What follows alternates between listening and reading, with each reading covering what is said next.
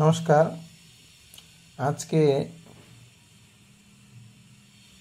অমৃতালোক প্রান্তিকের বই, এই বইয়ের দুর্গাপূজা দশম পাঠ, এই পড়াটি তোমাদের পড়ানো হচ্ছে। তাহলে আমি প্রথমেই সংস্কৃতের পাশাপাশি ভালোভাবে বাংলা জানার চেষ্টা করব। এখানে দেখো বলা হয়েছে যে বঙ্গীয়ানাং শ্রেষ্ঠঃ উৎসবঃ শারদোৎসবঃ। তাহলে বঙ্গীয়ানাং শ্রেষ্ঠঃ উৎসবঃ শারদোৎসবঃ, তাহলে বঙ্গের শ্রেষ্ঠ উৎসব শারদোৎসব। শরৎকালে দিব্যা পূজাম অনুষ্ঠিয়তে। তাহলে এখানে বলছে শরৎকালে অর্থাৎ শরৎকালে দেব্যা মানে দেবীর, পূজাম প্লাস অনুষ্ঠিয়তে, দুটি শব্দ আছে, অর্থাৎ পূজা অনুষ্ঠিত হয়ে থাকে। তাহলে শরৎকালে দেবীর পূজা অনুষ্ঠিত হয়ে থাকে। অস্মিন কালে সর্বত্র সুনির্মলং গগনং দৃশ্যতে। অস্মিন কালে মানে এই সময়ে, সর্বত্র মানে সব জায়গায়, সুনির্মলং মানে নীলবর্ণ, গগনং মানে আকাশ, দৃশ্যতে মানে দেখা যায়। তাহলে এই সময়ে সর্বত্র সুনীল বর্ণ আকাশ দেখা যায়। সরোবরেষু পদ্মানি প্রস্ফুটন্তে।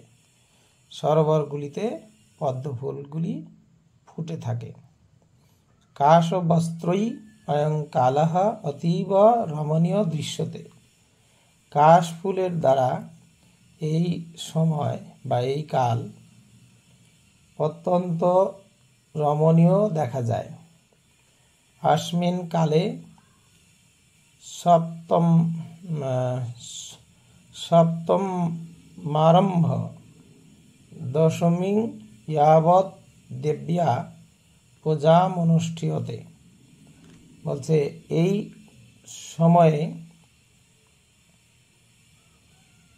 সপ্তম আরম্ভ হতে, অর্থাৎ সপ্তমী আরম্ভ হতে দশমী পর্যন্ত দেবীর পূজা অনুষ্ঠিত হয়ে থাকে।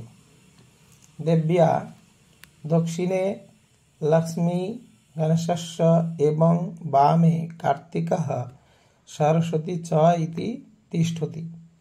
তাহলে বলছে দেবীর দক্ষিণে মানে ডান দিকে লক্ষ্মী ও গণেশ, এবং এইভাবে বামে কার্তিক সরস্বতী চ ইতি তিষ্ঠন্তি। তাহলে বাম দিকে কার্তিক ও সরস্বতী থাকে।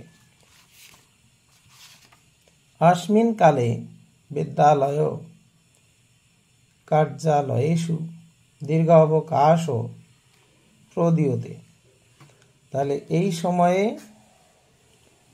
সময়ে বিদ্যালয় কার্যালয়গুলিতে দীর্ঘ ছুটি থাকে বা দেওয়া হয়ে থাকে। সর্বে মহোল্লাসং কুর্বন্তি। সকলে মহোল্লাস করে। নূতনং বস্ত্রং বসিত্যা দেবী মণ্ডপং গচ্ছন্তি। নতুন বস্ত্র পরে দেবীর মণ্ডপে যায়। দেব্যা চরণাভ্যাং পুষ্পাঞ্জলিং প্রয়চ্ছন্তি। দেবীর চরণ যুগলে পুষ্পাঞ্জলি প্রদান করে। দেব্যা বিসর্জন উৎসবস্যান্তরং সর্বে গুরুজনান প্রণম্য আশীর্বাদং প্রার্থয়ন্তে। তাহলে দেবীর বিসর্জন উৎসবের পরে সকলে গুরুজনদের প্রণাম করে আশীর্বাদ প্রার্থনা করে। তাহলে আমরা এই দুর্গাপূজা এই পড়াটি আমরা জানলাম। আর একবার দ্রুততার সঙ্গে আমরা পড়ব। বঙ্গীয়ানাং শ্রেষ্ঠ উৎসব শারদোৎসব। বঙ্গের শ্রেষ্ঠ উৎসব শারদোৎসব। শরৎকালে দেব্যা পূজা অনুষ্ঠিয়তে। শরৎকালে দেবীর পূজা অনুষ্ঠিত হয়। अस्मिन् काले सर्वत्र सुनिर्मलं गगनं दृश्यते। এই সময়ে সব জায়গায় সুনীল আকাশ দেখা যায়। সরোবরেষু পদ্মানি প্রস্ফুটন্তি। সরোবরগুলিতে পদ্ম ফুলগুলি ফুটে থাকে। কাশ বস্ত্রই অয়ং কালঃ অতীব রমণীয় দৃশ্যতে। কাশ বস্ত্রের দ্বারা এই সময় অত্যন্ত রমণীয় দেখা যায়। अस्मिन् काले सप्तम्यारभ्य दशमी यावत् देव्या पूजा अनुष्ठीयते। তাহলে अस्मिन् काले অর্থাৎ এই সময়ে সপ্তমী হতে আরম্ভ করে দশমী পর্যন্ত দেবীর পূজা অনুষ্ঠিত হয়। দেব্যা দক্ষিণে লক্ষ্মী গণেশস্য এবং বামে কার্তিকः সরস্বতী চ ইতি তিষ্ঠন্তি। তাহলে দেবীর ডান দিকে লক্ষ্মী ও গণেশ, এইভাবে বাম দিকে সরস্বতী ও কার্তিক ও সরস্বতী থাকে। अस्मिन् काले বিদ্যালয় কার্যালয়েষু দীর্ঘ অবকাশ প্রদীয়তে।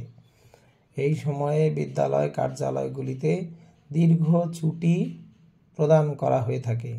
সর্বে মহোল্লাসং কুর্বন্তি। সকলে মহা উল্লাস করে। নূতনং বস্ত্রং বসিত্যা দেবী মণ্ডপং গচ্ছন্তি। নতুন বস্ত্র পরে দেবীর মণ্ডপে যায়। দেব্যা চরণাভ্যাং পুষ্পাঞ্জলিং প্রয়চ্ছন্তি।